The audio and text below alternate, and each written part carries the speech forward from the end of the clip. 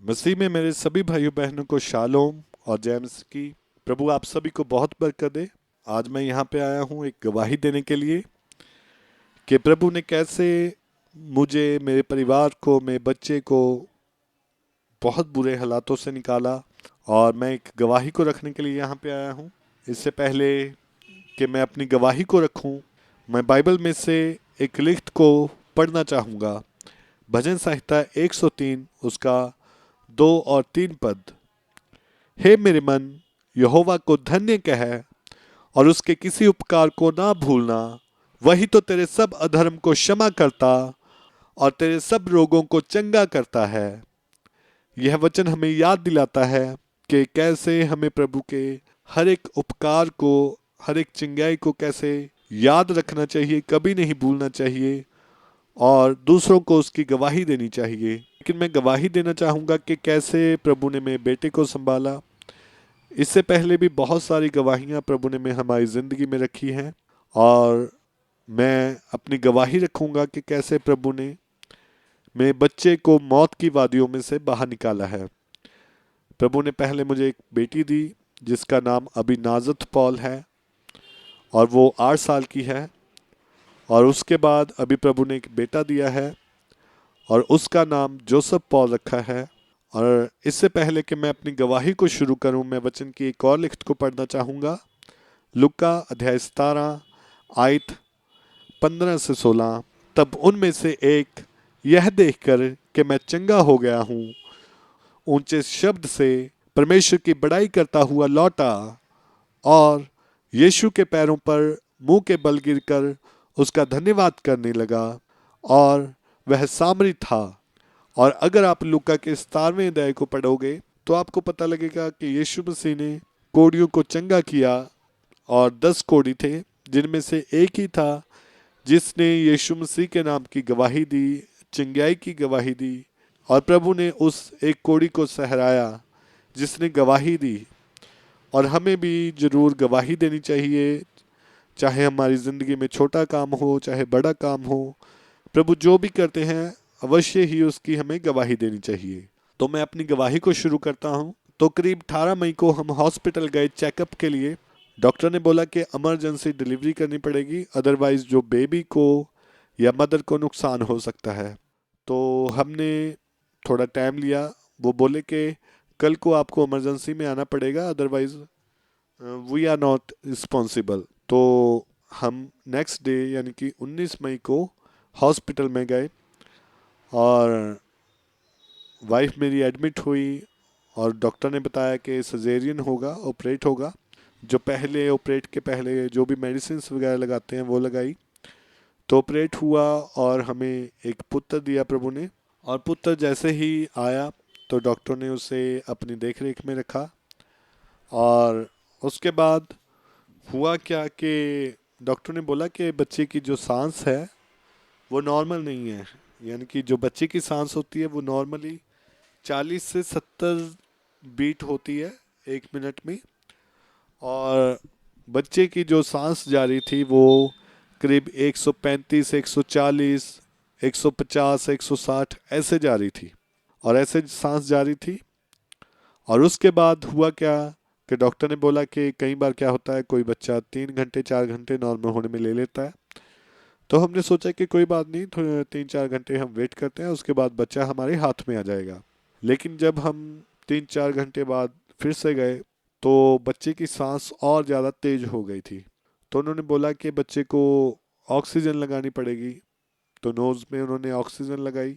डॉक्टरी लाइन में मुझे नहीं पता क्या होता है, टेम्परेरी ऑक्सीजन होती है क्या होती है, लेकिन नोज़ में उन्होंने पाइप लगाई और उसका जो टेम्परेरी ऑक्सीजन है वो देनी स्टार्ट कर दी। उसके बाद उन्होंने बोला कि टाइम लगेगा थोड़ा रिकवर होने में, वो हो जाएगा। लेकिन नेक्स्ट डे हुआ क्या, फिर भी इन्फेक्शन थी जो वो ज़्यादा हो गई, इन्फेक्शन भी होने लगी और बच्चे को सांस में दिक्कत भी थी। जब टेस्ट वगैरह हुए तो इन्फेक्शन भी आई और इन्फेक्शन बढ़ती गई। तो इसमें होता क्या है कि जब भी मुसीबत आती है तो हमें सिर्फ एक ही मार्ग, हमें एक ही चीज़ है जो याद आती है, वो हमारा स्वर्गीय पिता है। हम हमेशा, और हमें करना भी चाहिए मुसीबत में, यहोवा को याद करना चाहिए और वही हमें सारी मुसीबत में से बाहर निकालता है।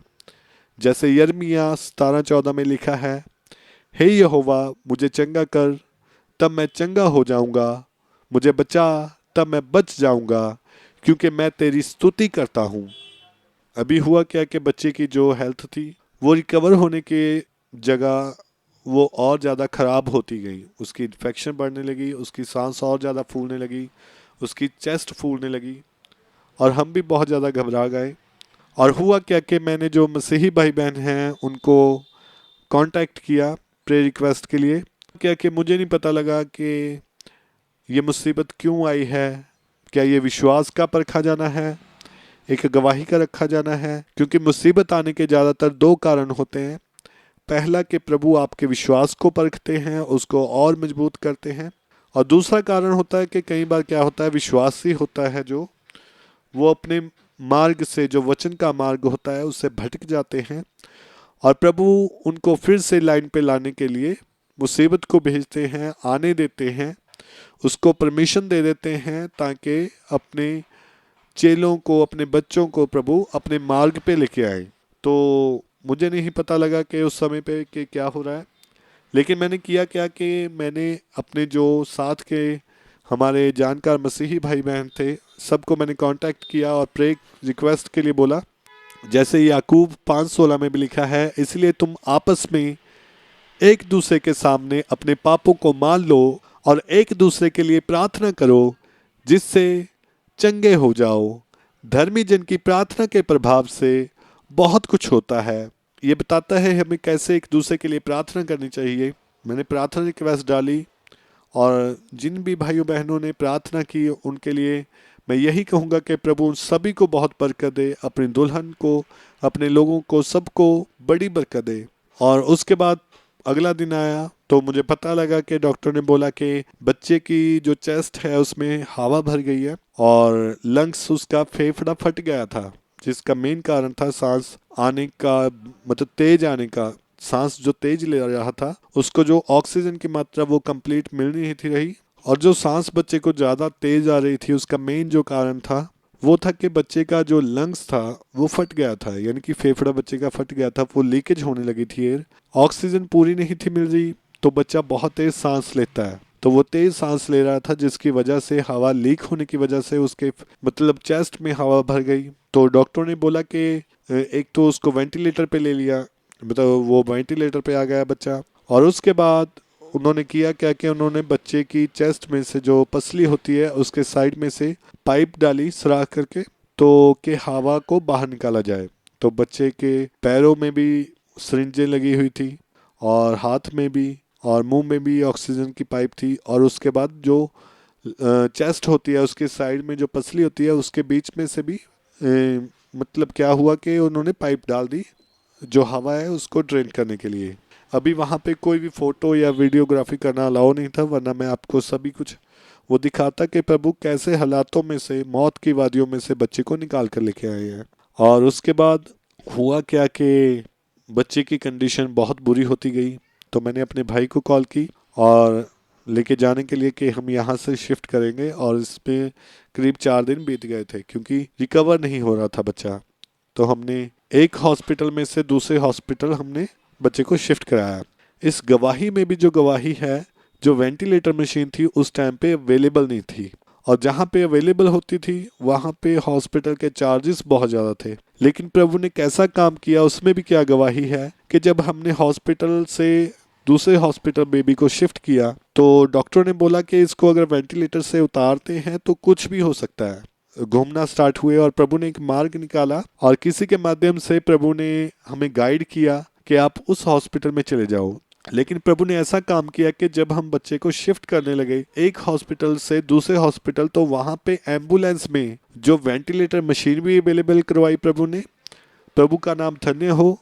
और उसके बाद जो ऑक्सीजन सिलेंडर था वो भी अवेलेबल था, यानी कि बिना किसी जीरो रिस्क के प्रभु ने बच्चे को वहाँ से शिफ्ट करवाया दूसरे हॉस्पिटल में। इसी बीच प्रभु के रहम से भाइयों बहनों ने प्रार्थना की और प्रभु उन सभी को बड़ी बरकत दे। और मुझे याद है एक बहन की कॉल भी आई और उस बहन ने बोला कि भाई आप घबराओ मत, क्योंकि जिस यहोवा ने इस संसार को रचा है, इस संसार को बनाया है, इसमें की हर एक चीज को रचा है, उसने एक दुल्हन को भी रचा है, उसने एक दुल्हन को चुना और वो दुल्हन आपके बच्चे के लिए प्रार्थना कर रही है। और ये कोई छोटी बात नहीं। और बहन ने बोला कि आप भी दुल्हन का हिस्सा हो, बच्चा भी दुल्हन का हिस्सा है और हम एक दूसरे के साथ ऐसे ही खड़े रहते हैं। हम मसीह में सब एक देह हैं। और जब अगर एक देह में अगर मान लो आपके पैर के नाखून हैं जो, या पैर पे चोट लगती है, तो आपका हाथ उसकी हेल्प के लिए जाता है।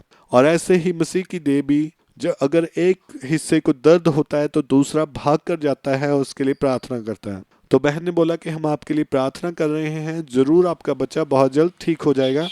और मुझे भी विश्वास था और इससे बहुत तसल्ली मिली। प्रभु उस बहन को भी बड़ी बरकत दे। और उसके बाद हुआ क्या कि हम हॉस्पिटल में शिफ्ट किया बच्चे को। नेक्स्ट डे बच्चे की जो रिकवरी थी वो होने लगी और उसका जो लंग्स था प्रभु के रहम से वो भी जुड़ गया और लीकेज भी ख़त्म हो गई। और प्रभु के रहम से सब कुछ अच्छा होने लगा, रिकवरी रेट भी अच्छी होने लगी, हार्ट बीट थी जो वो नॉर्मल होने लगी। और अगर मेरे पास फ़ोटोज़ अवेलेबल होती वहाँ पे, मुझे फ़ोटो या वीडियो बनाने नहीं देते थे, लेकिन गवाही के लिए मैं यूज़ करना चाहता था, लेकिन उन्होंने अलाउ नहीं किया, वो फ़ोन ही बाहर रख लेते थे। वरना मैं आपको दिखाता कि प्रभु कैसे अपने बच्चों को किन किन बुरे हालातों में से निकाल कर एक जयवंत की संतान जैसे खड़ा करते हैं। हमारा प्रभु जयवंत है और हम भी उसकी संतान उसके साथ जयवंत हैं।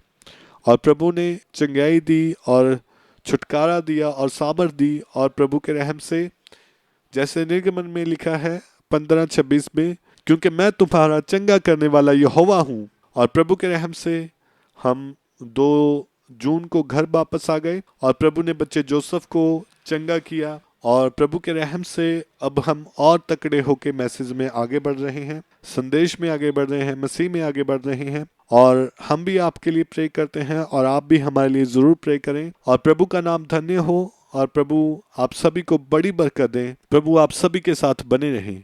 God bless you.